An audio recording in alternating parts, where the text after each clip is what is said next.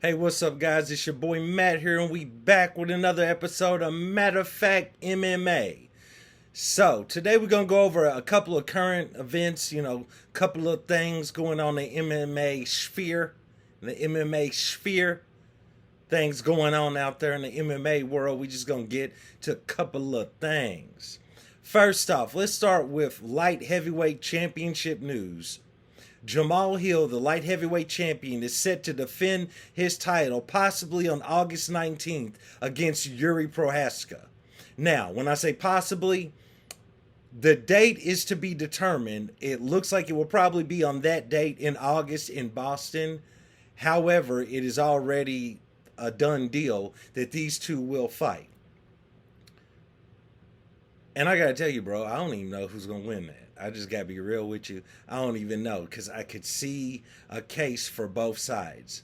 When you talk about Jiri Prochazka, he's awkward. His striking is awkward. His grappling is awkward. His hairstyle is awkward. He talks awkward. He lives awkward. He's an awkward guy, you know what I'm saying? So it's hard to say what that dude is gonna do. It's hard to call. You know, he comes in, he approaches things at weird angles and everything. And I don't know. I'm not picking Jamahal Hill, or at least not yet, but this is what I feel like. What I've seen over the years of watching, MMA, being an old dude that watches MMA, been watching for a long time. And what you tend to find is when you have these unorthodox strikers, these guys that come in at these strange angles, they throw, random hooks, random straight shots, looping wild punches, different things like that. What what you do tend to see is those guys are usually easily defeated by guys that just throw straight shots and have more of a basic style. You've seen it all through history, and one could argue that you saw that when Jiri Prochazka was losing the majority of that entire fight with Glover Teixeira, and then he managed to pull off the choke at the end. What we've seen in MMA in the past is when you have these awkward strikers that there's all this hype around, and everybody wants to see them because they're wild. After a while of watching so much MMA, you love a good unorthodox striker, a good Anderson Silva, a good Israel Adesanya. You love a good awkward striker like that, a Johnny Walker, somebody that comes in and it's just so random and chaotic and catches people. And it's really fun to see, but often in some of the largest fights, you will also see that a guy that has more of an orthodox style, more straight punches, not as many random looping shots, while, Jamahal Hill can throw them like that. But you see guys with more of a better 1-2, more of a 3 to 4 punch combination. They go to the head, sometimes they go to the body. The way Jamahal Hill just kept working Glover Teixeira with that, I believe, is a high right kick. I mean, it just is what it is, man. I believe it's a high left kick now I'm thinking about it. I don't know, I could be wrong. Nevertheless, it's just, I could see a world where Jamahal Hill comes out there and he sleeps Jiri Prochazka. I could see a world where he comes out there, he gives him, that NyQuil. He don't give him that cup of NyQuil that you got to finish. You got to fill that cup of NyQuil almost to the brim, but it's not quite to the brim. You're going by that little line on the little plastic cup. Well, I could see a world where Jamahal Hill comes in with a shot glass of NyQuil and is like, Jiri, take this. Here, Jiri, take this. And just puts him to sleep. You know what I'm saying? Night, Betty bye, night time, nappy noo time. It's over. You know what I'm saying? That's how I see it. Now, I'm not picking him. I want to jump out here. I want to say I'm not picking him to win. But that's one of the things I could see. Of course, you could see Jiri, catching Jamahal Hill with an awkward shot. Or, I mean, at this point, I wouldn't say that Jiri is necessarily going to out-grapple or win by submission over Jamahal Hill. However, I never saw that happen against Glover Teixeira, and that's what Jiri Prochazka did.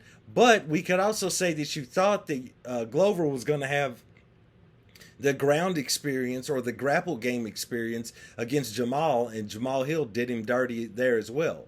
So, very interesting fight. It's going to go down later this year. I'm kind of anxious to see that. Want to see how that's going to work out. I'm not going to choose a fighter to win that yet, but I'm glad that the UFC is getting some clarity in the light heavyweight division. They're going to go ahead and move forward with that bout.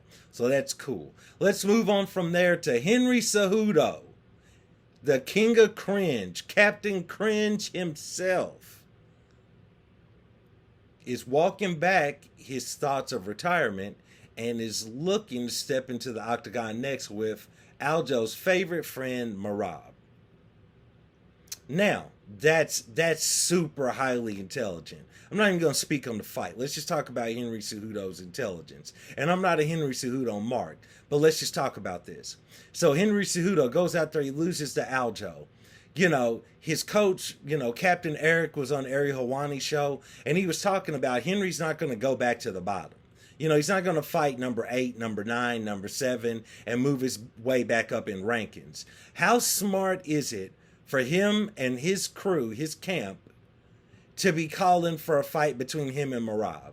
Because if he goes out there and he beats Merab, not only does he eliminate this guy that's kind of lingering in the wings in favor of Aljo to kind of take out all the top contenders for him, get him out of the way, and then that way, Aljo can pursue his dreams of fighting at 145. Not only does it do that, which benefits the UFC, and it actually benefits the division, because if Henry Cejudo goes out there and loses, Merab wins, it's not like he just took out, Corey Sandhagen or somebody that you would like to see fight for the title in the future. But if Henry Cejudo goes out there and he defeats Merab, that definitely boosts him right back to the top and puts him in position to fight for an interim title against Corey Sandhagen.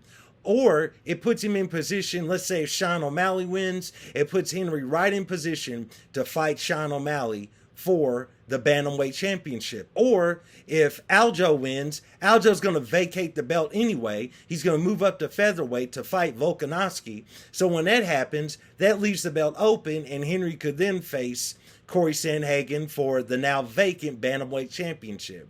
Super smart, highly intelligent by his camp, by his crew. The UFC doesn't like Merab because he's refusing to fight his friend, which is Aljo, the champion, and they're sick of that logjam at the top of that division, so they really want to get that moving. So I definitely think that they're going to end up making that fight.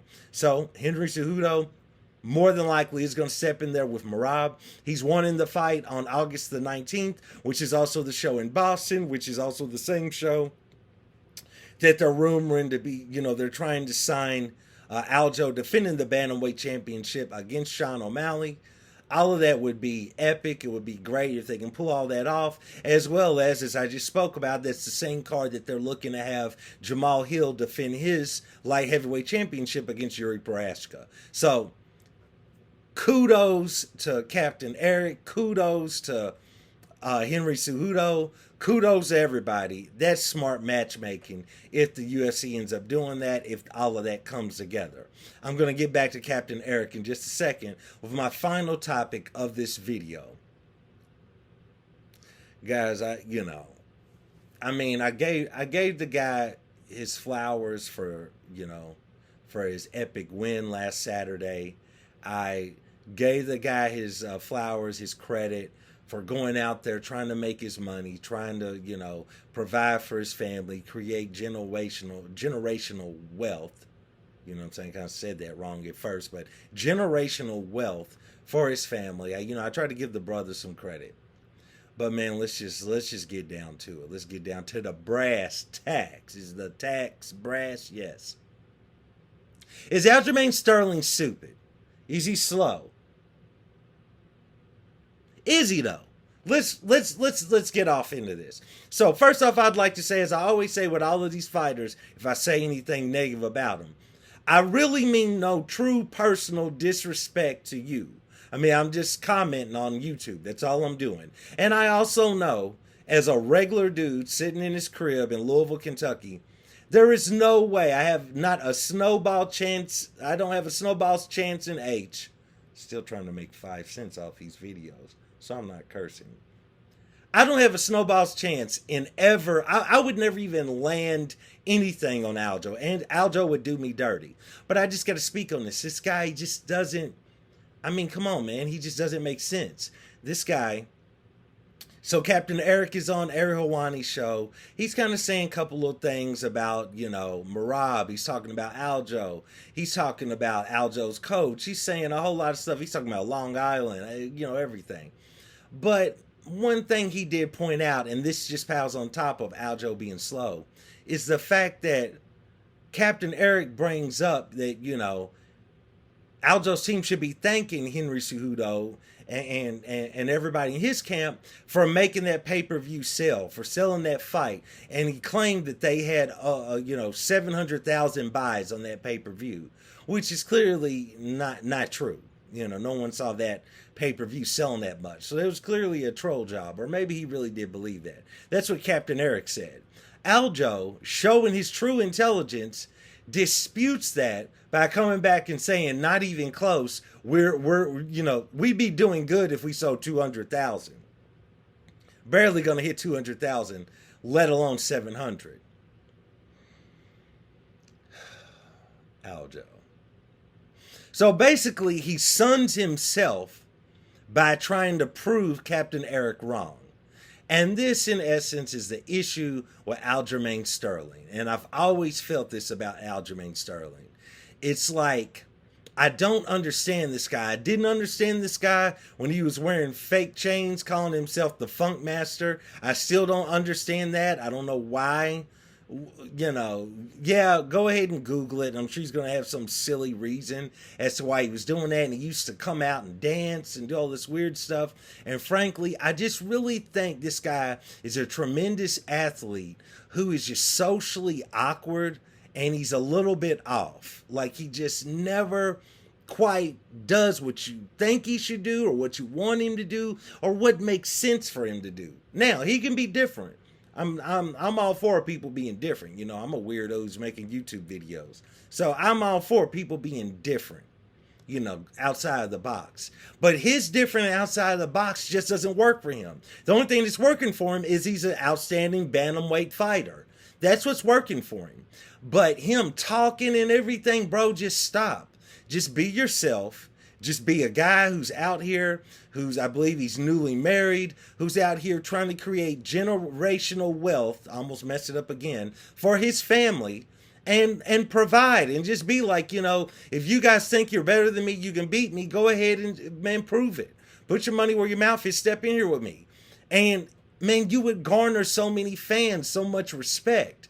But you're clearly bothered by the fact how they treated you during that Jan situation, I mean, you're clearly still bothered by that, and the knee to the face and acting and all of this.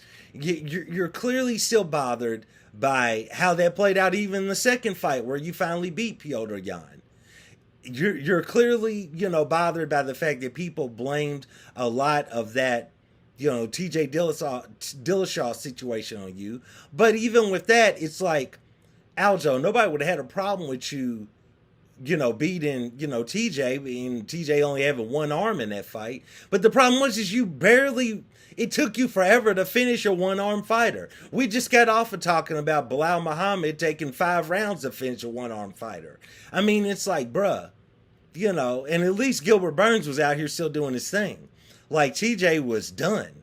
And it's like, that's what I'm talking about, is Aljo just doesn't seem to be able to connect. Then he gets booed in his own home state, when he steps in there with Henry Cejudo. And Henry Cejudo is the king of cringe, and Aljo still gets booed. And he's going to get booed out the building against Sean O'Malley. He's just always off. And it's quite easy to see that it's easy to affect him.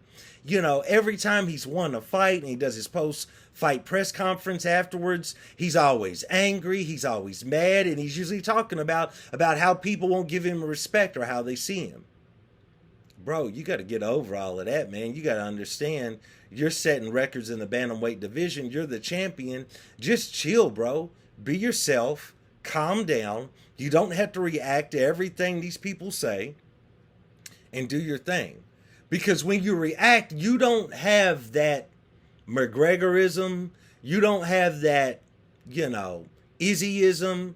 You just don't have that ability, to be able to think on your feet and say the right thing that's going to work, whether you're in front of the media, in the public, in the octagon, post-fight, pre-fight, whatever type of fight. You just don't be knowing what to say. So I feel like, man, you should keep it simple.